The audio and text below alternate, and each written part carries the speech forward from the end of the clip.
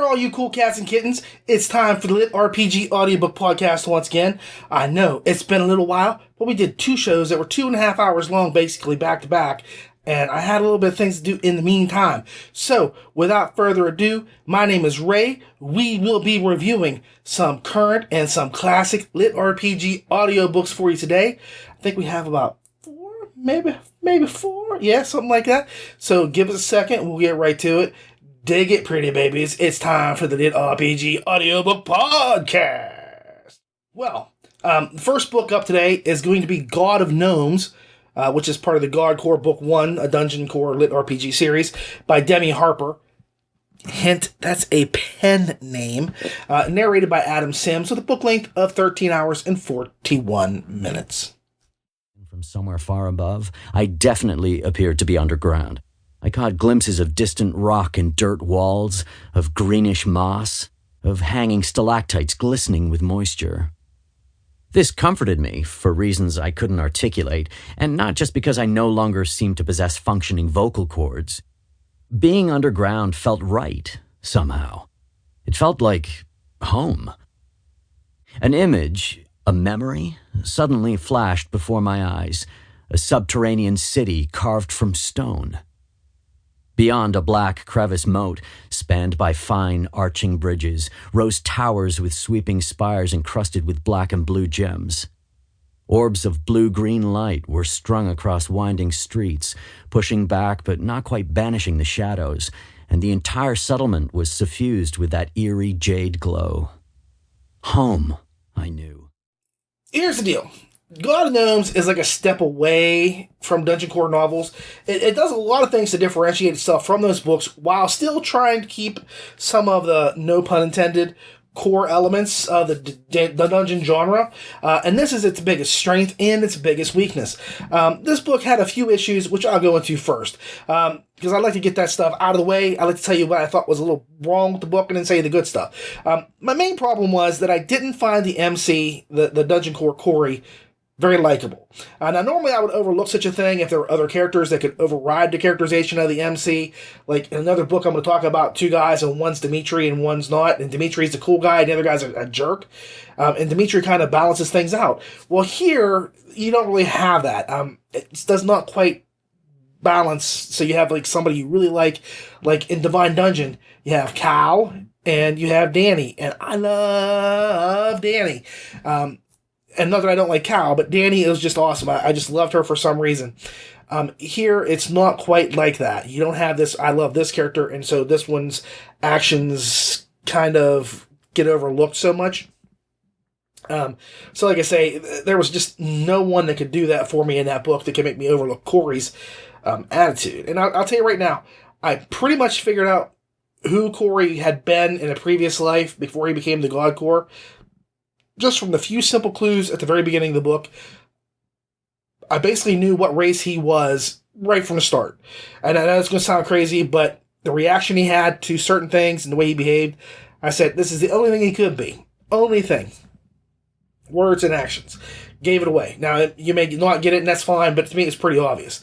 But because we were never... Another issue I had was we were never able to get to know the gnomes. See, like I say, the MC is kind of a jerkwad, or he just doesn't have an appealing personality. So the gnomes that he's the god of, we don't get to know them. We don't get to interact with them. You know, even if we had just like, for some reason, we have 3 things going on. We have the core, we have the gnomes that worship the core, and there were points I didn't understand why they just all of a sudden decided to start worshiping.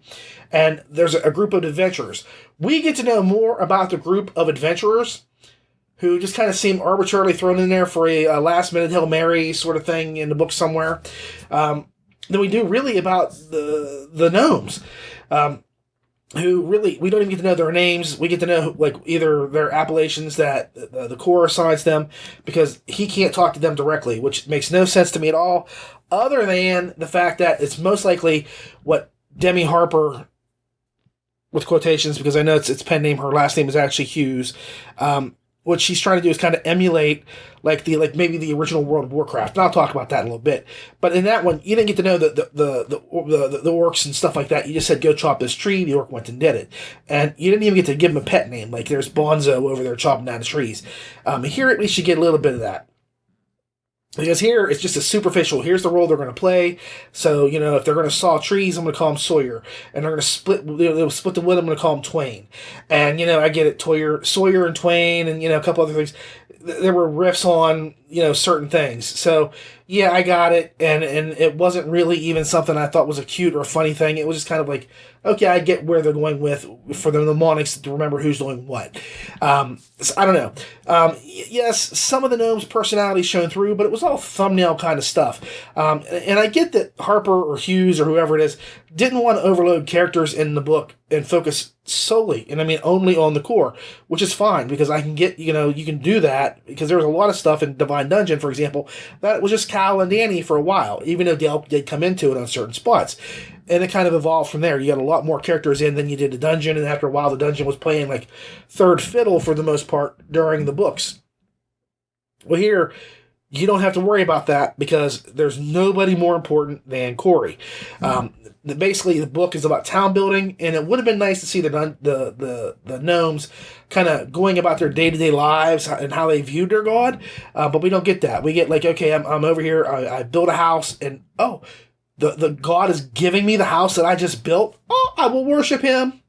And that's kind of how it happens. So, like, whenever they do a job and they find out that their job has value, suddenly they become more inventive and they become very, very deeply religious and worshiping of the god, who they don't really see or communicate with very well, and who doesn't really kind of understand them in the slightest. So, I don't know. That was a big issue with me, where if we could have had a little bit more communication with the worshipers.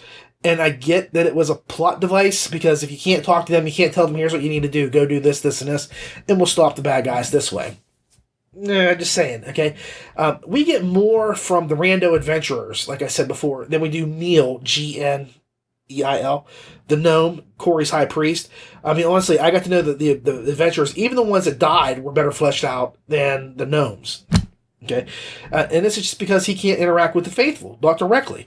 The only real character we get that has personality that is outside of the core or the gnomes or the adventurers is the god's avatar, who bizarrely does not speak either. But at least the fox squirrel combo works. Okay, it actually works, and it's a pretty cool monster, pretty cool character. But I just kind of found it frustrating that, like, out of everything, very few things speak in the book. And I just wonder if Harper either dislikes dialogue or can't do it, and so did what she did to avoid it. Because some of the interactions between, Grimrock or whatever the evil core's name was, and Corey is a little stilted and very, very cheesy kind of talk. But again, that could just be the feel that she was going for. I don't know. Also, the core didn't really have much going for it aside from directing gnomes in a manner that felt a lot like I said, the original World of Warcraft games, where you directed somebody to cut trees, explore, and build stuff. In fact, it was exactly the characterization level that you would get. Nothing beyond that. As a god, I would have liked to have seen Corey affect his environment in the dungeon itself, or the just the land around him, by building traps, false passages, mazes, because they're being invaded by kobolds, I should say, kobolds. And he's trying to save his gnomes, who he doesn't really like to start off with, from the kobolds. And really all he can do is just create monsters to fight, because he can't even get his own people to do it. They're too few. They don't have any skills. So basically, they're just potatoes with legs that are just waiting to be eaten. Okay?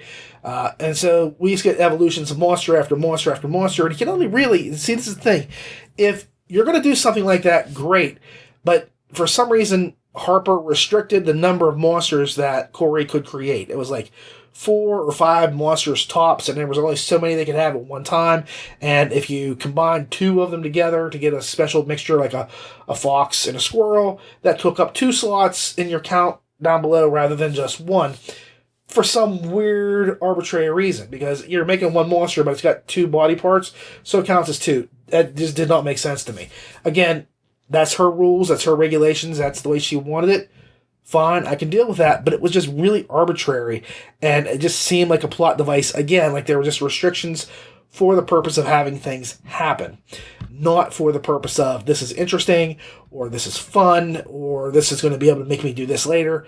It was all kind of like, what can I do to restrict or impair my people so that this is not an easy book or something you've seen before? And I don't know, that's just it. Now, in spite of what I just said, in spite of all that, I did enjoy the book.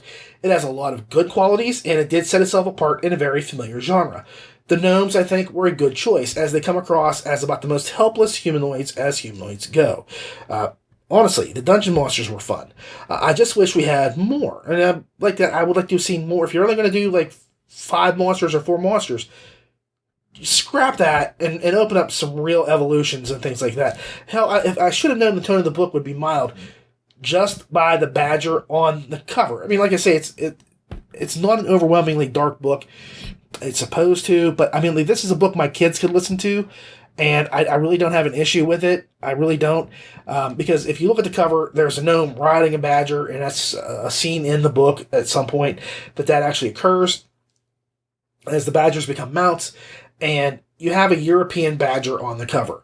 Now, I don't know if you know anything about badgers, but when I was a kid, we had a badger from England called Frances, and she had a whole series of kids' books, and my mother, for some bizarre reason, thought I would like to read a book about a female badger having a tea party. So whenever I see badgers like that, I think of Frances and her tea party. Okay, and it doesn't seem like a scary beast at all.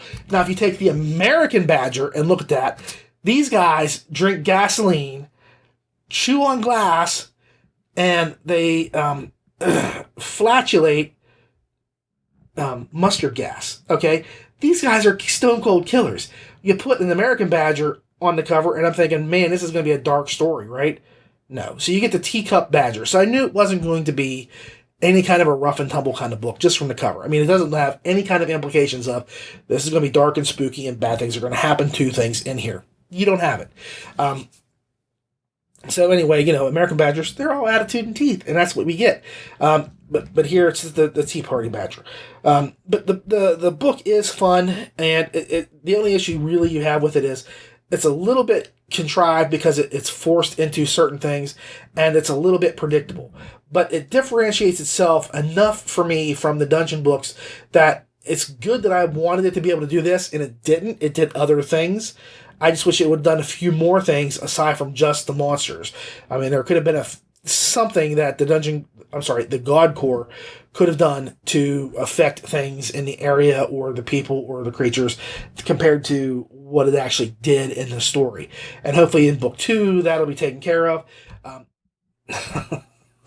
Oh, and a dir.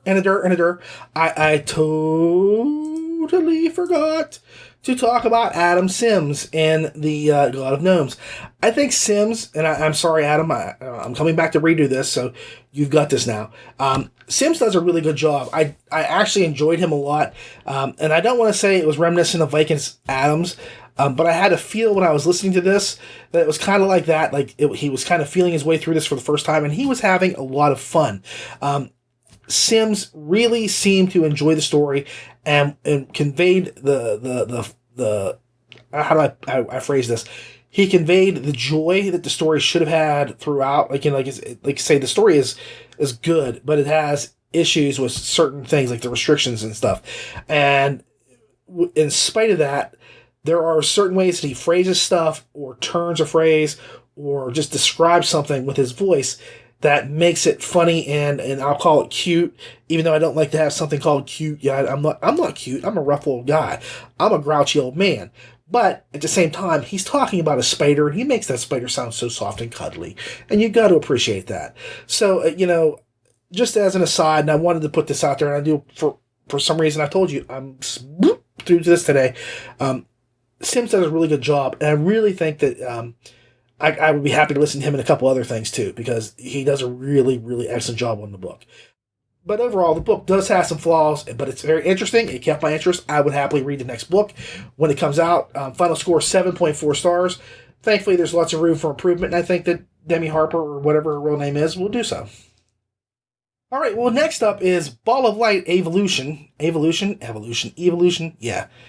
I don't think Evolution, she's a great pole dancer, but you don't want to know about her right now. Evolution. So, Ball of Light Evolution. But I'll talk to you about Evolution if you want. PM me. Okay? It's written by A.R. Chen. It's narrated by Scott Ellis with a book length of 80 hours. Oh my gosh. 80 hours. 8 hours and 50 minutes. Chapter 1. "Wake up, Steve," a female voice shouted. "We have to start now." Steve awoke with a massive headache, wondering why an unfamiliar voice was yelling at him, and feeling too dazed to comply. The world was a swirl of bright colors, but as his vision resolved, he found himself in a forest of some sort. He was having difficulty focusing on any one thing, as everything was too vivid. He didn't remember how he got here. In fact, his mind was something of a blank slate. Steve wasn't sure how he felt about that, or anything really. Then he sensed something. Right next to him was a thin, long creature, 2 feet long and dark brown. Steve disapproved of creatures with so many legs on principle. Can you tell I'm a little wired? I can't talk right tonight. I'm bouncing off the walls here. I've not had a lot of sleep. We're busy, and I have deadlines for the end of the month, and I'm trying to get everything done plus this, and I'm bouncing crazy, okay? So anyway, Ball of Light Evolution, not Evolution. We'll talk about her later. Ball of Light kind of fits right in with this episode's theme, since it deals with, another type of god as an MC who's not really a god. Because like I just talked about with the god of Gnomes, it's a god core. It's not an actual physical manifest god in the sky that has certain aspects to it, like, god of war, god of love, god of thunder, god of wisdom, those sorts of things. It's a core, and it just says, I'm the god of this village or this people or this place or whatever it is. Here, we get what? That's right. We get a ball of light that that somebody thinks is a god. And he kind of goes along with it. So Stephen, the ball of light, pretty much wakes up somewhere he's not familiar with and wonders about how he's now suddenly a ball of light, because he has very little memory. He finds that he has an unseen helping guide who he can hear but can't see, who advises him on the do's and don'ts of his new life. The entire point of this, of what he's doing here, is to evolve into something else. In other words, he's a ball of light now, but tomorrow he could be a bunny rabbit, he could be a werewolf, or he could be a giant, or he could be something else. He just has to figure out how to get enough points that will let him evolve into that thing. And he has actions that affect how many points he gets. In other words, doing something that is like life leeching will give him more power as a vampire, but it would also increase, so it would decrease the vampire cost, but increase the cost of being, say, a giant that's not going to drink blood or leech life. So it's kind of a balance of figuring out what he wants to do and how he has to get there. And I'll get into all this in a few seconds here, but it was kind of bothersome to me, just to the fact that, well, I'll talk about it. Anyway, the evolutions, like I say, depend on the points he earns, and the evolution choices are pretty varied. You can go from a god to a turtle, and believe me, that's actually the 2 choices you can go. You can become a turtle, become a god, and that's not your final evolution. That's just where you say, this is the point that I want to start to evolve from. So I'm going to go from a ball of light into a turtle, and the last evolution, the highest evolution, is the world turtle. Whatever that is. It could be like that guy that's from the Never-Ending Story that blows boogers all over Atreyu, or it could be like the turtle that flies through space with the elephants on the back for Discworld. I don't know. I don't know what a world turtle is, but I think that that's probably closer to what they're talking about. He's probably like one of those Discworld turtles, okay? But either way, Steven doesn't have a clue because he only has very limited information. Now, there are a couple questions that I have, because out of the choices, none of them really intrigued me at all. Because if there was a possibility of it being cool sounding, then the negatives made it sound like, why the hell would you pick it, okay? There were pros and cons to each of them, but it seemed to me in the long run, Ball of Light was the best form to take and keep. And that's not an option. In other words, you got to go from being a ball of light to something else. And I'm telling you, I would not have picked anything on those lists. I just said, I just want to stay like this. I have really high power magic. I don't have to do chanting or twirling of my fingers to summon things. I can just do it like this. I'm super, super tough. I got a lot of raw energy. I can do this or that. Ball of Light was a pretty good choice right from the start. Just stay that way and just make yourself more powerful. Why would you have to become something else? I don't know. If you had to choose, I get it. But honestly, the other choices were kind of lame. So one drawback for me was sort of like all the evolution bits were repeated over and over and over again in the book. Every time he looked to see what other options opened up, because it was like some options were hidden as he started out. Like, it was like XXX evolve into XXX. And costs were XXX. So he didn't know what it was or what it cost. And as it unlocked certain things, if he did certain things, it would unlock things. So he would know, oh, I can become a vampire if I do this, and I earn 190,000 points. But every time that happened, it would go through the list of things, or he would go through and you would see the same exact thing every single time. It got to be really repetitive. And I am one of these people that I listen to everything. And so, like, if I had listened to this with my wife, she would have literally made me turn it off. And I would not have been listening to it around her at all while she was with me. Because it was just like one of those, every time you turned around, we were getting listed.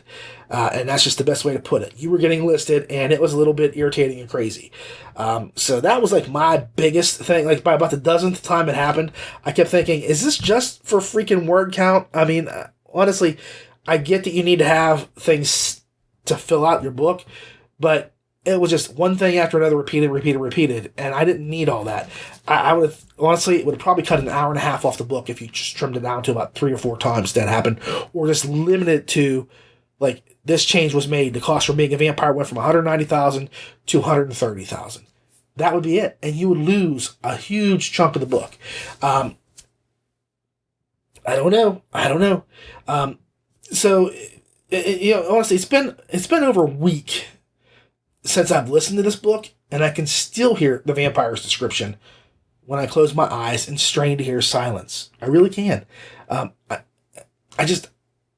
can. I'm not kidding. Well, maybe I'm slightly kidding, but really not. It was pretty intense. The book does take its time to get going. It's almost like it was just, the light was searching for its footing, so to speak, even though it didn't have feet. But once it does get going, it's really good. The big battles were fun, and I like the POV shifts during the fights.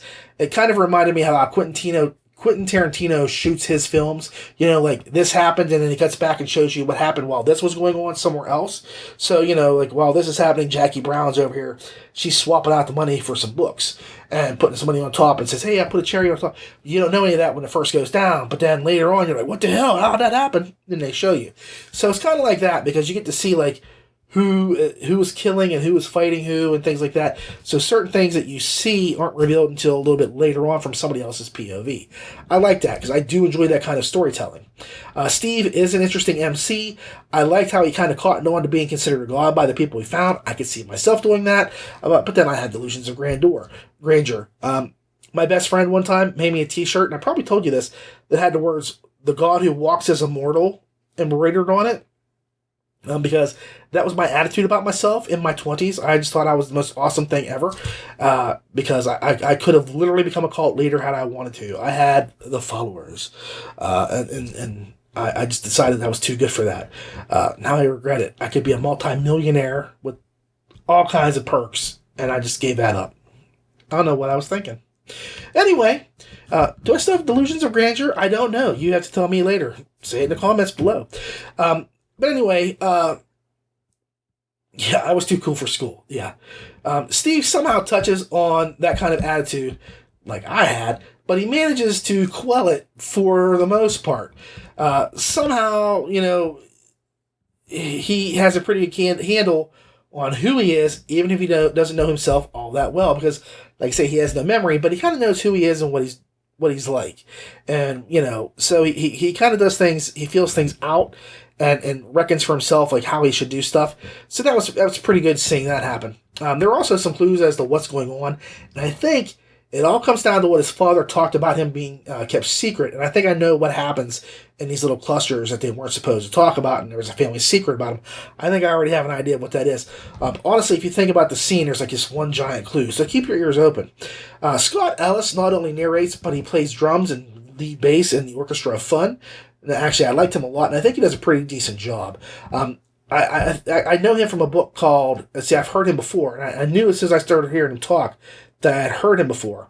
I know him from a book called See You Later, Ralphie, which is a book made for children, which helps them deal with grief and grieving and understanding death. It's a really good book. I've got a ton of books on that kind of subject, and I try to check out stuff that's new. Something for kids is fantastic, and this was a really good book. So, if you're interested in something like that, and you have a kid that's had a loss, that would be a book to pick up. So I was kind of surprised to hearing the guy that was talking about, poor Ralphie dying and what's happening with him, narrating this book. And I was like, wow, that's kind of a neat connection for me. So I think a few more of these LitRPG books, and he'd be a great fit for the community. I really liked him a lot. Overall score is 7.9. The repetition is what kind of killed it for me. And the story kind of wandered around on the first bit. It just didn't, I don't think it knew what it was doing. And I think, honestly, the story kind of reads like one of those, I'm going to put this up on Real Road and just kind of see where it goes. And it was kind of like feeling its way for the first bit. So I think once it got past that and A.R. Chen had an idea of what they were doing and what they wanted, it really got better and picked up its pace. And honestly, but the big battle scenes and stuff like that right up prior to that, it got really, really good and interesting. So I do think this is, like I said, it's because it was web serial, but I'm trying not to hold that against it. But like I said, the repetition really is giving me a few points off because it would have been a little bit higher, but I just could not deal with that over and over and over again. So 7.9. Whoa. Are we talking what I'm talking about? We're doing The Fifth Survivor next, episode 1 of the Fifth Survivor series by Angel Ramon, narrated by narrated by MP Marchunuk. Can I say that again? MP Marchunuk. Yeah, I can't say it, so forgive me. With a book length of 2 hours and 58 minutes. Seeing himself in the hallway, George sees that the main hallways on the first floor, for the most part, are blocked off. Seeing the map, he sees potential escape routes. One of them is the roof, while the other is a parking lot. As he looks for a way to continue on his way, he finds the stairway next to the elevator that leads up to the other floors. When he goes into the stairway, he sees a few zombies that try to ambush him from the side. He's unable to get off a shot before he is grabbed by one of the zombies. The zombie that grabs him is able to get in a bite, but George pushes it away fast to avoid taking too much damage. He sees a broomstick next to him and strikes the zombie in the eye, causing it to lose its vision. The zombie is unable to see and falls over the railing. Once it falls to the floor, the broomstick goes through its eye and the force pops its brain out. The other zombie tries to grab him. Press A and B to sidestep. Okay, guys and girls, now I am a horror nut and lust. I say I lust after all things zombie, especially. All things zombies, especially. Secondly, I pretty much adore short stories. To me, a good short story is a short story that is hard to tell. There's a lot you have to trim away and yet still tell a tale, plus get impact out of it to tell a short story that's really decent. So I really am, I love short stories. You put the two things together, horror and short stories, and I'm in hog heaven. And you have one happy film director. Me. Okay? And while I'm not calling this a short story, it's not a full-length novel. It's only, 2 hours plus, which is not bad. I mean, like I say, you're just shy of 3 hours, 2 hours, 58 minutes. But it's a short story. I mean, you can get through this in just no time at all. And I like that a lot because it's like one of those little, I just want to break off a chunk of something and chew on it for a little while. I don't want to eat a great big sandwich, but I just want a little nugget, chicken nugget maybe. And that's what this is. This is a chicken nugget. The Fifth Survivor, if you like chicken nuggets, if you like something else that's small like shrimp, you like a shrimp dip, think of it like that. Fifth Survivor comes across like a real-life Resident Evil combined with some James Bond-type elements. Angel Ramon, who has, I believe, taken his real-life hero, George Fisher, There's a picture of George. Isn't George a handsome guy? George is a hell of a nice guy, by the way.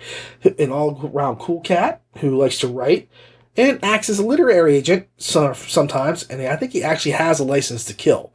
So, when you talk to George, you really do need to be careful. In the novel, the novelization of George is a rough and tough, sneaky as Pete kind of guy. He's really good with a gun, as he is with disguise, and he's out to solve a question about some place called Hybrid. There's this company that's doing stuff and telling people this stuff they're doing doesn't really do this other stuff, and he's checking it out, and things go all over I like to call it pear-shaped, like, they do in England. It goes pear-shaped. Check out Dawn Chapman. I bet she says that a lot. I've never seen her, but she's English, so bet she says things went all pear-shaped. Anyway, in the process, George encounters zombies, mutants, corporate bad guys, and an unkillable force called Mr. Z. I'm guessing Z is for zombie, but I don't know. I'm not all that smart. See, me, I'd had Mr. E, and would it sound like mystery? Mystery. It was a mystery. This is Mr. Z. Mr. Z. Mr. Z. Yeah, so it's got to be a zombie, I think, yeah. But I'm not that smart. The concept is pretty well executed, but for me, it's a little difficult to listen to, and this is just on my end of things, because it's that present tense stuff that makes it really hard for me to get into. Like, George walks over to the bar and grabs a glass of beer and drinks the beer. That's not my... And I think that's how Ramon Mija writes his stuff, too. That's why I've tried not to review his stuff. First off, because he's the boss. I don't want to get him mad at me. Not that I think he would. I would, but, I don't want to even take a chance. But secondly, it's not my style. I really have a hard time listening to these kind of stories. I'm either a first person or a third person point of view kind of guy. And I'll be frank with you, it needs to be past tense. Like, I went to the store, bought a gallon of milk, came home, and I found the dog dead on the front porch. Oh my God, what happened to the porch? Did it get broken when the dog died? I don't know. But anyway, I like it like that. Or, he went to the store, he bought a gallon of milk, came home, and he found the dog dead on the porch. That's the way I like it. I like first and third, and then it has to be past tense. I don't like anything else. It makes it very hard for me to assimilate into my noodle here. And that's rough. But I do this because I love listening to books, and not everybody will write the same way. And I get that, because I know that my writing, I'll be really whimsical one second, and then the next time I'm writing, I'm really dark and bleak, and you don't write the same way, and no one writes the same way anyway. So I try to be fair to look at other writing perspectives. And I said before, that's why I didn't read The System Apocalypse by Tao Wong, because the writing style that I read another book of his in, it was a good story, but it was really hard for me to get through because it was that kind of present tense stuff. I can't do it. And thankfully with System Apocalypse, the narrator really saves it. And, there's situations where narrators save things all the time. Like, if you've ever read Sandman Slim for me, back when I was reading books, is really impossible to read. The writing style is just a very bizarre, truncated speaking style or something, and I tried to read it, just a short story of it, and I forced myself to get through the book, and it was hard. It was really hard for me to do that. And here, I got it on tape, and the speaker, the narrator, did this magical thing and made it all make sense somehow. And I don't know how he does it, because I couldn't read it like that. I tried reading that out loud just because, and could not do it. So anyway, that's my personal baggage. And so skipping the style is an issue that I had to work through. And I just wanted to point that out. So some of my issues come from the style of the writing, not the writing or the writer. And it just made it hard for me to get through a little bit. The story is pretty wild and pure cheesy fun. It sort of reminds me of Return of the Living Dead, or even Evil Dead, with the humor and silliness. There's plenty of zombies, bacon, and badass George to keep you interested, as man-eating frogs try to swallow you whole, and zombies try to swallow your soul. This definitely has that crazy camp feel, like I said, of Evil Dead, mashed up with Resident Evil. To be honest, what I would really like to see Angel do is take on the combination of his 5th survival novels with the old PlayStation game, Dino Crisis. I know he loves dinosaurs, and he had a book out, and I don't know, I tried to find the book and I can't find it. Because he loves dinosaurs, and he had this whole thing about dinosaurs. I would love to see some friggin' zombie fossils for George to contend with the next time that George comes back. And then all will be right with the world. The story is crazy. It's pure crazy. Over the top fun mixed with undead and cannibals. So, undead cannibals. So what is there not to like? I mean, honestly. But like I say, there is some, for me, the writing, it kind of hit me a little bit with the tone. And so, like I said, I had to go through it a couple times to just kind of make myself stop and restart it, just because I can only listen to that kind of stuff for so long before I kind of blank out. I can't do it. Because no one talks like that in real life. Like, hey man, I is doing this right now. I'm doing this right now. I'm actually, you know what they do? They do that on Snapchat. Like, oh, hey, let me see. I am pooping on the toilet right now. Here is the sandwich I ate 2 hours ago that made me sit on the toilet to poop. I guess that's past tense, isn't it? So yeah. But 2 hours before they'd say, this is the sandwich I am eating right now. You know what I mean? That sort of stuff makes me lose my mind. I don't care what people are doing at the moment of their lives. I would rather read about their journals and their memoirs, and they say, today we climbed Mount Everest, and this is what happened. That's better. So it's a hard thing for me to get through. But anyway, the narration by MP, and I'm not going to try and say his last name because I'm just going to make it. It's going to be brutal, and it's going to feel like there was a zombie killing the poor guy. It's pretty good. I think he did a good job and played everything pretty straight, like he should have. It was kind of like Tommy Lee Jones in Men in Black. He was like, put up your hands and all your flippers. And he didn't do put up all your hands and all your flippers. He didn't do that. He's totally straight, and at the same time, he made it funny by doing that. And here, everything this guy does, he plays it straight, and it comes across just perfectly. I don't think he's like a premier narrator. I don't think he's done a lot. I think he's got some things he needs to work on a little bit, but honestly, I think he does a really good job. He had fun with the material. He didn't treat it like so many people who do horror do, like it's something beneath them. I think he honored the spirit of the writing and the genre, because horror is the purest piece of writing, in my opinion. It taps into something primal that we cannot hide from or disguise as something else in our lives, and I think he does a really good job. Excuse me, portraying that aspect of things. This is just, he's a good horror narrator. MP is the MVP for how he took care of this book. Final score is 7.6 stars. I think Angel captures the mood and the atmosphere well, but he does have a few parts where the show don't tell rules apply. I think he could have been a little bit more descriptive in some fighting, or just a couple places in general, rather than telling us things. But again, I think this is like a earlier novel, and so he's still ironing things out. The book is buckets of blood fun. If you like dead guys, creepy mutants, hardcore grumpy old guys, this is something you want to check out. 7.6 stars. So what I really think is funny is how sometimes the show kind of puts itself together, or I have books that kind of go together for very odd or strange reasons that I can't come up with off the top of my head why I picked the books I did until after I started doing the show.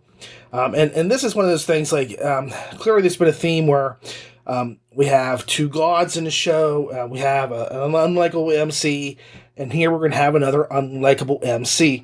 And as much as I hate to say it, unlikable, there are times when there will be characters that you just are not supposed to like. In fact, I enjoy unlikable characters. Characters who are not the nicest people. In fact, one of my favorite characters of all time, out of fantasy especially, is Raceland Majir.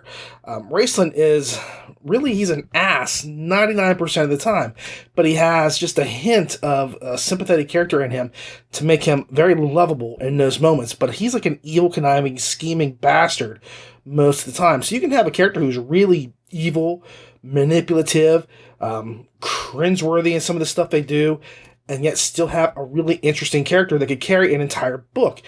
Raceland is a prime example. So when I say a character is unlikable, it doesn't mean it's a bad thing. I've got many other examples I could give you. I'm not going to right off the top of my head, but that's just something you can look at. So if I say it's an unlikable MC, it doesn't mean it's a bad thing. And the issue I had with the God of Gnomes, the Gem Corey, was that he's not only unlikable, he just doesn't have the power to make you say he's unlikable, but he's interesting. There's no interest here. So the book I'm doing right now is called Peaks of Power, Beginnings by Paul Campbell Jr., narrated by Christian Gilliland. I hope I said that right, which is a book length of 12 hours and 37 minutes. Chapter 1. A new challenger appears. The scene dissolved as I shot straight up in my bed, grasping at my now thankfully intact skull. A wave of nausea washed over me, but before the spike of adrenaline had even faded, the blare of my ringtone scared me shitless. I dove out of my bed like one of those Cold War-era drills, hiding under the desk and waiting for the blast. Feeling like an idiot as my brain got up to reality, I stood up and grabbed my phone, answering it before it went to voicemail. I breathed a sigh of relief. It was my best friend, Dimitri. He was the only one I knew who'd be up this late, or early, depending on how you looked at it, and would have the stones to incur my wrath at being awakened. It's 4:30 in the morning. Something better be exploding to me. So like I say, there are times where you're going to read this book and be like, I am just not cool with how this guy behaves. But there's reasons behind the way the character, Ryan, acts. There's good things. So let me just back it up a little bit. I got this book, and I had no expectations whatsoever, other than what I could glean from the cover. And it's a pretty cool cover. It looks like a couple of guys who are in it up to their necks. These guys are Ryan and Dimitri, and they agree to doing something and get more than they expected out of it. Basically, they find themselves fighting for their lives. I mean, they go into this thing and think it's just going to be this whole fun ball of fur. You know, it's a kitty cat of happiness kind of game, and it's not. It's not. It's a bad game. It's bad things happen here. One of my favorite things about this book, actually, and I just gave a big spiel, and there are several things that I liked about it, is that the MC Ryan is not all that great a person.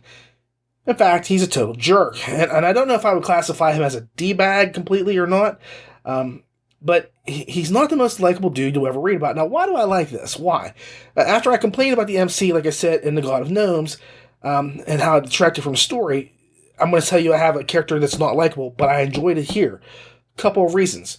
Like I said before, not everybody is likable in real life. Sometimes good guys aren't all that nice, and sometimes bad guys are really cool people. They can be really smooth talkers, be genial, be convenient for other people's needs, and do things, and they're still evil. They're still bad guys. So sometimes you can have a really good, interesting character who just happens to not be the nicest cat in the world. I always think of Batman. Like, Batman has, like, really good intentions for everything, but he's kind of a dick in a lot of the ways he treats people, that even his family. I mean, if you look at how he treats his partners, he's horrible. He's probably the last person you would ever want to team up with, if you're looking for, like, you know, certain things in a partner. He's just not there. He's a horrible adoptive father. You'll say he's not, but you got to look at, like, how he raised Dick Grayson, how he raised Jason Todd, how he raised, you know, just so you go into it, okay? Batman is not nice. He literally, in the canon books, because I call anything from the New 52 on as non-existent, in the canon books, post-Crisis, Batman has an arc where he totally figures out every weakness to the members of the Justice League in case something goes wrong with them. So he has a way to take out his friends. That is not a nice guy. So you can have a hero who is really not a nice guy, who thinks up horrible things to do to their friends in their pastime. So, and you know, here's the deal. Number 2 is, we're supposed to get character growth, you know, and Ryan pretty much stays the same. Well, people don't really change, do they? I mean, yeah, you can have an instance where something happens in somebody's life and they change. Like, I was a really big drug addict until I found God. And now I'm a devout Christian and I do things every day. And I'll tell you right now, I know tons of ministers, and that story is really not all that far afield of the truth. I could probably introduce you to 15 people who are in the clergy who will tell you that story to some degree or another. And the fact is they really didn't change. They just swapped one addiction for another. And so, yeah, you can say, oh, they converted. They went from being this evil dirtbag into being this pious man. Nope. They still have an addiction. They still feed their addiction. Just the way they go about doing it is different. And that's not behavior. That's just access. That's all that is. So people don't really change. So, am I supposed to see the rotten ass guy suddenly become friendly and conversive and things like? No, it doesn't really happen like that. Not unless they're forced to. And it makes me think of like The Good Place, how in the final season they have 4 people. Well, there really was 3, but they have people that they've gotten into the good place who they need to make into good people.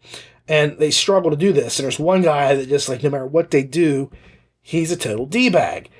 And why? Because he's not going to change. Everything he expects to happen is happening. Everything he thinks he deserves, he's getting. Why would you change? Why would you shift your attitude? Even at the end, he technically does sort of show an intent to change. But would it be permanent? Would it last? Probably not. And the only reason why he did that was because he found out he wasn't really in the good place. And sorry if that's a spoiler, but I'm talking about books. And if you can't watch TV or something, that's on you. I don't mean to do that, but I'm giving you an example in this book here.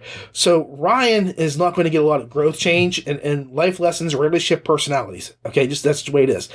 His personality works here. The story can handle a not so good nice guy, a not so good guy. Okay, number 4. There is evidence of growth and change in the MC by the end of the book. He happens to remain a jerk, but he does have some different qualities about him. So even though that aspect of him did not shift, there are other things that happen. Plus, I just like a-hole characters, and I think that, noble people or goody two-shoes, they're really boring. That's why, I think a lot of times it's always fun to like read non-mainstream comics. So you'll have like the Superman character who you find out he really goes back, and at the end of the day he puts on a diaper and he has to be bottle fed by somebody because he's not quite able to cope with real life as the superhero. He has to go back to a time of nurturing. That's an interesting character, and that's probably how most people who had powers would be. They would have issues with a lot of things, and they would need to go to a safe place in their head. And again, I'm digressing here, but I'm trying to set it up. Why is Ryan okay as being a jerk? I enjoyed it. I thought it was pretty slick and smart. And, I think you'd have to wonder, Dimitri's there. Why does Dimitri hang out with Ryan? And I think it's because he sees Ryan, for who he really is. Ryan might be all talk and bluster and, big ideas or whatever you want to say that aren't exactly nice to people or nice about people. But in the end, some of the things he does, it's not bad. He has reasons for what he does. So the book itself is pretty well written. It is packed to the rim with action. The fight scenes are incredibly well done. And there are times that it feels like it has an Usha, or some people say the Wuxia feel, as much as it does a Lit RPG. And I like both brands of writing. I like LitRPG a lot. I like Wuxia or Usha.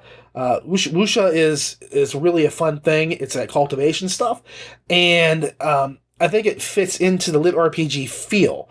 So, even though like LitRPG covers a lot of things, I think we can embrace Usha all unto itself and say, yeah, this is our category. You're kind of a subgenre of LitRPG because you're showing progression and you're getting strength from the different things, and so on and so forth. And really, it's just LitRPG toned down for like the 36 layers of death or something like that, or the 5 palm death technique.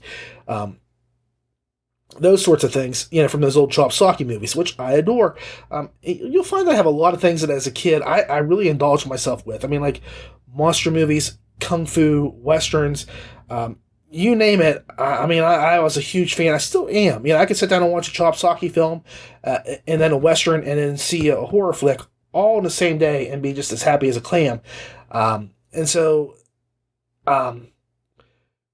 those things to me all have a tonal quality that kind of equates to each other. There's just different things about them. that still ties to one another. There's always the hero who has to go and face down the bad guy. They don't always win. Sometimes it's kind of blurred of who's the good guy, who's the bad guy. And so certain things, I better turn this down before my wife starts going, because once she starts putting stuff in the calendar, it starts going crazy. It won't stop. Anyway, where I was at, Westerns and things like that. Here, it's pretty much with Ryan and Dimitri. How do I put this? It's very, very powerful. There is a very clear friendship between the two of them that is deeper than what you think, and I think it works really, really well. Sorry, the phone just dinged and it just threw me totally off my train of thought. Now, like I say, it's got a lot of things going for it. The story itself flows really well and takes you along with it like a mama lion carrying her cub. If you're the cub, you don't know where you're going, but it's going to be a safe place when you get there. I really think Mr. Campbell did an excellent job, and I will say thank you, Mr. Campbell. I never lost interest, and I really anticipate book 2. And that's all I really need to know about a book. I think I had fun, and I want more, and that qualifies. So, and in some ways, this is superior to The God of Gnomes, for the characterizations and the fighting scenes and things like that. All down and dirty, all excellent, and it works. The narration is pretty good. I think Gilliland fits the genre well. He kind of elevates the story a little bit because the story is really good. I mean, you get Ryan's attitude more than anything coming through. And because of the way the narration goes, I think I can see why Dimitri hangs out with him, even though he's an insufferable cuss. I think that Gilliland does that very well, portraying Ryan vocally, so you can kind of hear him and say, I get what he's saying, but he's saying it in this way, so it's not quite so bad. So, I don't know. Gilliland has done a lot of fantasy novels, a lot. Written and narrated. He's even written and narrated one of his own books. And he has another LitRPG novel on the shelf. So, the guy pretty much fits right here like a glove. I would say keep an eye out for the dude. I think that he does pretty good work. I don't think it's like Luke Daniels or Jeff Hayes or Andrea Parsnow or, Annalise Rennie or, you name them. I don't think it's right up to that level just yet, but it's getting close. It's the same thing with a couple other narrators who I really, really enjoy. I think that they're getting closer and closer as we get to a certain point to breaking into like this amazing narration stuff. So my final score is 8 stars. I certainly want to see what comes next and figure out if Ryan remains a first class jerkwad or not, or if he just kind of loosens up a little bit. This series has a lot of potential, so give it a look. So the next book I'm going to be reviewing, and the final one for the day, is Rexus Side Quest, which is part of the Completionist Chronicles, Book 3. Technically, really not. It's a side quest, and it's not really a part of the main series, although you can be read as such. But it's still a side quest. By Dakota Kraut. Awesome dude. Narrated by Luke Daniels. And this has got a book length of 6 hours and 23 minutes.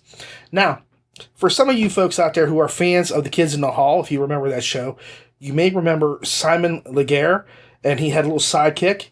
And right now, I'm going to introduce you to my sidekick, Rexus. Rexus, I summon you! Greetings, master. Hi, Rexus. What can I do for you today? Well, today, we're going to be reviewing a book called Rexus by Dakota Kraut, which is about a guy who has dinosaur hands, just like I have with you. Really? That's awesome. It really is good. And the problem with dinosaur hands is sometimes bad. Okay, we'll be right back. Jackson looked out at the wolfmen pouring out of the forest and across the no-man's land, careful not to show his glee. The people around him were nervous, unprepared for a battle of this scale to continue as long as it had. Jackson simply had a different outlook on things than they did. This was hundreds, no, thousands of creatures seeking his professional opinion on their skeletal structure. He could easily have told them all that their posture was so poor due to their constant hunching, but they seemed to need more aggressive treatment plans than a stern talking to would entail. As he worked on his new patients with his fists, Jackson noticed that the people around him had changed what they were shouting about. He had no idea why everyone else around him was getting all worked up over a silly little thing like the king taking the field. The monarch was only blocking a small portion of the foes from closing in. So, just so you know, Prop Guy has gotten really lazy on me lately, and I wanted to do like a really good Rexus with Prop Guy coming up out of the thing here, like, you know, they did on the Kids of the Hall, have a real person, and have him show you the hand and attack you, attack me. But no, he's too tired. It's after 8 p.m., and he has to go to bed. He has school in the morning, which he never does. He's going to be up there on his phone talking to his girlfriend in Sweden, and it's going to be really crap. So I'm not happy with Prop Guy anymore. Prop Guy might have to find a new job and a new house to live in. Yeah, because we're having issues with Prop Guy lately. Yeah, from real issues. So anyway, away from my life, because I know I digress, and Lavelle Jackson really picks on me about digressing. Rexus is an amazing side quest novel. It might be part of the Completionist Chronicles, but I'm not calling it book 3. It's a side quest. It's a standalone. It's book 1.A or A.1 or Completionist Chronicles 2.0 or something like that. I don't know how you would do it anyway. But anyway, it's a book in the completionist world. So on the whole, I'm not a big fan of side quest books, which is ironic because I've written a short story in the VGO side quest anthology. But I prefer my stories to stay on point.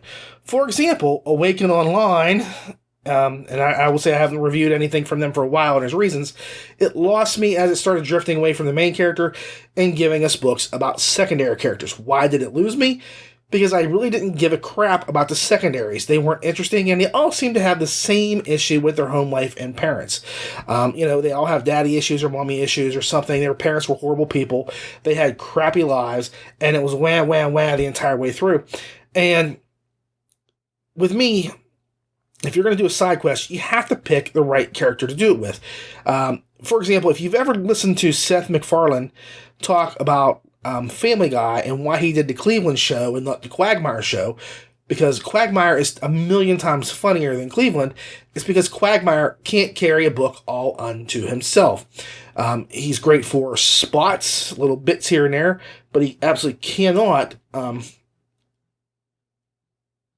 do I put this? He cannot give you a complete story week after week after week. And that's what you need. And that's why Cleveland got the job and not Quagmire. And here it's the same thing. There's a lot of characters in the completionist world, but I think out of all of them, I think Dakota picked the right person. Jackson is really, really cool, and he's a good, interesting character to pick and use. He's Cleveland, even though he's really not Cleveland, if you know what I'm saying. And that's why I don't feel this way about Rexus, because Jackson is an interesting character. He also has internal flaws and flawed game mechanics that give him a humorous situation edge. He's also very different from the main series MC Joe. So I don't feel like the characters just swap places. Like, it didn't feel like Jackson is now Joe doing Joe stuff, but it's Jackson. It was Jackson, and he was an absolute riot, and his attitude and reactions are uniquely his own throughout the book. At no point did I feel like again, I'll go back to Awaken Online. The main character there, the good guy who's the bad guy, you could put him in any one of those side character books, and it would have been the same thing. You'd never felt anything different because it's almost identical. The way that their life is and the way they act and do things. It's just really just a couple of different tweaks here or there. And that's why I don't like it so much. Here, and again, I'm not trying to beat up on Travis Bagwell. I'm just telling you what I don't like about those books and why I stopped reading those side quests, because it just did not do it for me. I'm a critic, I'm a reviewer, so I'm going to tell you what worked and what didn't. And those don't work for me, whereas this did. While this is just a side quest book, it's also more or less a great standalone novel. And it could continue on exactly the way it is with Jax in the lead, all unto itself as a separate series. Now, I really don't want to do that because I like Jackson in the Completionist Chronicles, and he fits better, I think, as a secondary character for more humorous support. And believe me, he has a great straight person in this book that he can play off of, and it works really well. But I don't know if he could do that like a sustained, because this book is not as long as most of the other books that Dakota has written. It's only 6 hours and some change with some minutes there. So it's not like an overly long book. And not that I'm complaining it's short or anything like that, but you can see it's short for a reason, because there was only so much you could do with that character for that story to get to the point where it ends up. Now, I could be wrong. Maybe he just wanted to tell that part of the story and then leave the rest of it for the Completionist Chronicles. We'll see. I haven't read Ray's yet, but I shall, and then I'll make a decision on that at that point. It's just one of those things where the story, it's a sidelines the main story, but it enhances the story at the same time. The book focuses on everybody's favorite chiropractor from the Completionist Chronicles, who ends up doing a quest that he receives or learns about from the Wolfmen. Now, again, having just finished the Divine Dungeon series, I am now far more aware of the Wolfmen and the implications of them almost being wiped out in the Completionist Chronicles. It gives you a different perspective on what's happening and who they are and why things are the way they are. So not only does the book kind of continue the Completionist story in an interesting way, but it also manages to tie itself very nicely to the Double D or Divine Dungeon universe as well. Overall, the story is very funny, and I have to give Kraut credit for taking what is basically an insulting jerk. Let me think. Theme number 2 for this whole thing: an unlikable character. Yes, okay. An unlikable character, and he becomes a sympathetic character in the long run. And that's not an easy task to do. It's not easy to pull off. It's not easy to make you laugh. Like I say, here's the entire arc of the thing. You have the core book, and again, I'm not beating this book up. I like the book, but I'm going to talk about characters for a second. The dungeon core, Corey, is just unlikable. There's nothing about him to say, hey, this has got a lot of potential. He's a cool guy. He's funny. He's got this going for him or that going for him. He just is. You neither hate him nor do you love him. It's just one of those things where he exists, and you get to know the character and you see things that happen or that he does. You really couldn't care less about the character because you don't have an emotional investment in him. You get to peaks of power. You have Ryan. He's kind of a snob, a jerk, bunghole, whatever you want to call him. And there's reasons for it. And he doesn't really redeem himself at some point through the series. He does have a little bit of change there at the end, but it's not like you would want redemption or a big change for a character arc. So he stays the same. Here you have a character who cannot change because this is a side quest, so you want him to slip back into the series just like he was when he left. But you care about him. His obnoxiousness is humorous, and you actually say, I like this character a lot because he's funny, and he has really good intentions for everything he does. The issue that he has is that the game mechanics work against him in some instances and situations. So that's all there is to it.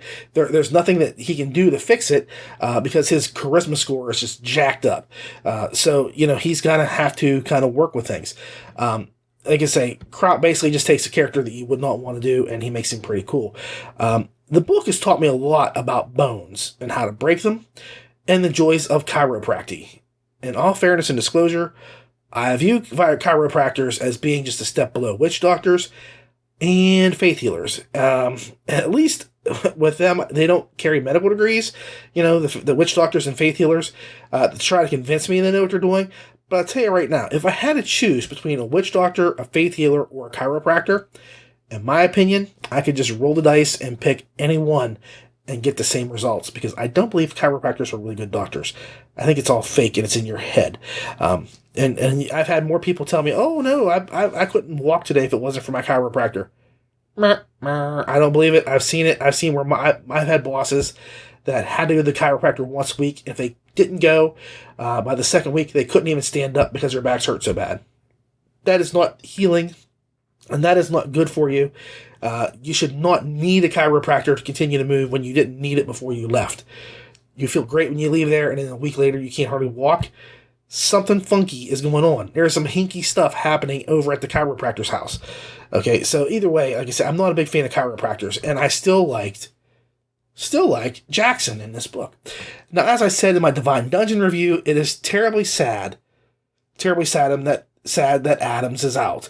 But the more I think about it, the happier I am. And I'm just saying that with Adams' work, it was consistent, and there was a willingness to take on a new series from him by a first timer. It becomes clear, because Dakota Kraut wasn't known when he first did his first book, The Divine Dungeon. It becomes clear that the issues with narration do not, and I say this not lightly, they don't lie with Dakota's feet. And I kind of take umbrage when I'm on like Facebook or looking at things and people are saying, well, you should have just done this or you should have done that. Believe me, not that I talk with Dakota Kraut privately. I don't have the Kraut line like Batman has that red line to Commissioner Gordon. I don't have that. And I don't think I've really spoken to him directly more than maybe twice for a couple minutes here or there. And we never really discussed this at all. But Dakota is about pleasing his fans and making sure that we get what we want. His livelihood depends on making the readers happy, the listeners happy. Had he been able to keep Vicus Adams there, it would have absolutely happened. So again, I'm going to just say to all you naysayers, there are a lot of factors. And I'm one of the first people that will tell you, if you have a narrator, keep that narrator for your series. Don't switch, don't swap. There's nothing that hurts more than getting into a series like 4 or 5 books in and then getting a new narrator. It really sucks. And I've had series where every single book that came out was a different narrator time and time again. And it made it really hard because I liked the books. And the reason why I listened to them is because I had read the books years ago and I wanted to listen to them now. And it became very, very hard for me to enjoy those books because I'd gotten this character's voice in my head. There was a cadence to it, a pattern, a rhythm, their emotional stuff. And then the next person totally changed things. They mispronounced words that, just for example, if you listen to the Dragonlance Chronicles, great stuff. There's books 1 through 3 and 4, 5, and 6. And the narration changes. So in one time, they will say the name of a race in a very specific way, and then the next one, they're getting it wrong. And it just throws you off because you're like, do you not pay attention to what came before? Did you not care? Clearly they don't. And so while both books are well narrated, they have issues because it throws you because they're not pronouncing, certain things like Paladine or Paladin, okay? And it's not Paladin. I know that because Paladine, I literally got to go to Gen Con years and years back where Tracy Hickman and the group, they were playing the characters, Tannis and, oh my God, the Kender, Taz. Taz was there, played by a lady, and she was very good, and she was the player of the character when they did her gaming sessions. And Tracy played Fizban, or Fizban, which is one of those things where they flip back and forth on, and he was Paladine as he did it. Now, this is the guy that wrote the series, so when he says the great god Paladine, I take notes.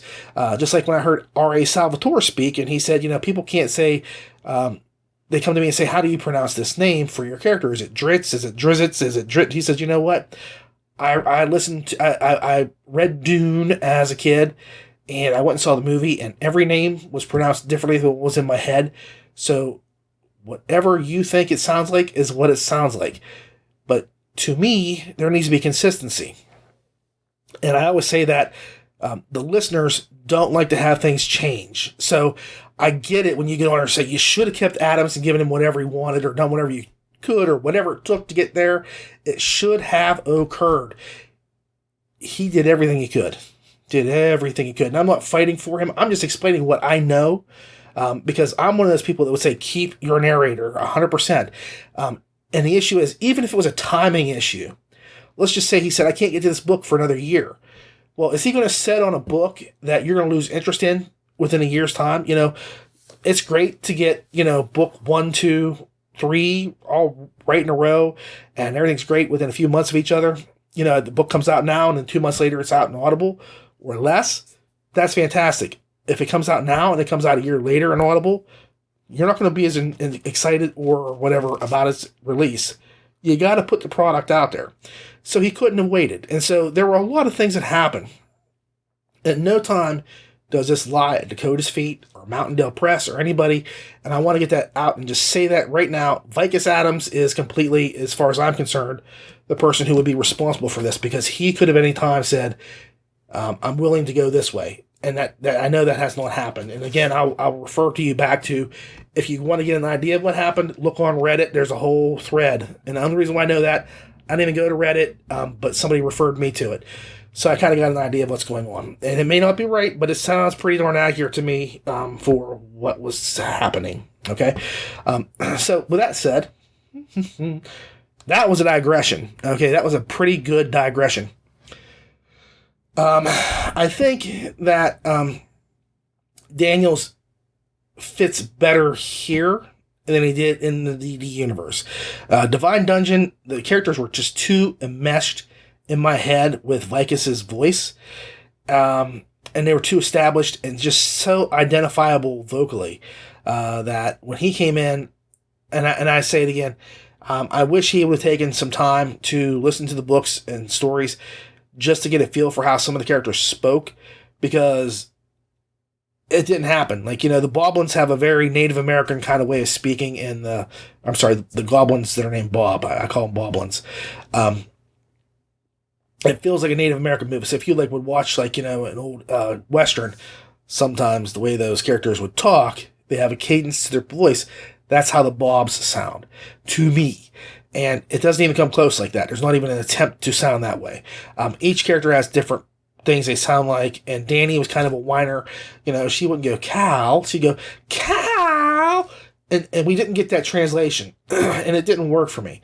Here, we've only had, honestly, 2 books in the series, and as much as I liked Vicus there, I don't think his work stood out as strongly as, it did in the Divine Dungeon. The characters were all easily identifiable, but I think that from listening to this book, Daniels comes in and he works pretty well with it for a couple of reasons. First off, this is one of those characters that he doesn't have a lot of screen time in the Completionist books. He's just there periodically. Also, I think that the pattern of jokes fit Daniels' style of storytelling and his humor better here, because it kind of reminded me of his Magic 2.0 books. However, I'm still not sold on him, like I say, during the main series. I really need to hear Ray's and just kind of figure it out from there if I'm good with it. But I think he's going to do okay. For my conclusion, I think it's going to be probably good. But either way, Daniels really works his magic here to great effect and makes the funny bits funny. And that's all that really matters. That's it. The character works. You kind of get a good idea, and he is voiced with Daniels' crazy old cute voice. He has a certain voice he uses for those kind of people. So, Jackson is pretty much right on spot with some of the other stuff that Daniels has done. Like I say, it really had to feel the Magic 2.0, but funnier. Final score is 8.4 stars. You have to admire a writer who can take a concept like getting dinosaur heads for hands and making it work. And I really think that the only reason why this book was written is because Dakota was on the couch one day playing with his kids. They had little toy dinosaur heads or something like this, and he was going meow meow meow meow meow, and they were all laughing or whatever, and he said, I could make a character out of a dinosaur just like this. I could give a character dinosaur hands, and it would be a really funny story. And it kind of goes back to the Divine Dungeon, where he said, I think I can make a dungeon story where the main mobs for most of the story, are simple little fluffy bunny wabbits. And he does that. He pulls it off. And, it's one of those things now where it seems like it would just be an obvious choice. But back then it wasn't. And it worked. So I really give Dakota a lot of credit for that concept and making it happen. Because I know humor is not easy. Sometimes you think something's funny in your head and you put it on paper and it doesn't work. Or it's just, you don't even know if it's funny at all and it doesn't work. I've watched tons of comedians over the years. I grew up sneaking downstairs as a young man and watching Evening at the Improv, and I have seen probably 1,000 comedians in my lifetime do stand up either live or on TV. And I've been through a lot of live shows. And so I think I have a pretty good, unique perspective on that. I've got record albums, that I shouldn't have been listening to at the age of 8. Red Fox, especially, Richard Pryor, just some of the comedians that I had. And I'll even say the Smothers Brothers are some of the funniest people that I've ever listened to. Sometimes it just doesn't translate. They can be great today, and the next thing that they say, as Groucho Marx said, they can't all be gems every time. And yet, this book, it probably hit 90% of the time, the jokes were right on, right out of the park. So I give Dakota a lot of credit. 8.4 stars. I would like to see another side quest book with Jackson. I think it would be really good. But if I don't, I'll be happy to see him in the main series. I really hope that you've enjoyed that show as much as this guy. Who? This guy? Yeah, that guy. Me. I did. I enjoyed it. It was pretty good. There were some really amazing books on this week's show. I hope that you give each of them a try. All I can say is I had a lot of fun listening to them. So I know that you will too. So I guess all I would like to say is thank you so very, very much, everyone, for watching. I do appreciate you taking the time to watch or listen to the show. If you want to support us, you can like the LitRPG Audio, or actually just the LitRPG Podcast Facebook page, or the YouTube page, or just like and share that there video. I sincerely hope you've enjoyed the show. Remember, you can follow us on Facebook, Twitter, YouTube, iTunes, Google Play, and that little silly thing, Stitcher. I always like to hear comments, so leave them in the things below there. They have that spot down here that says, hey, we thought we would say something about the show for you. So remember, if you can do that for me, I would really appreciate it. I love getting back to you guys back and forth. And one last thing, for the LitRPG Audiobook Podcast, I am Ray, your audiobook reviewer. Keep listening, guys.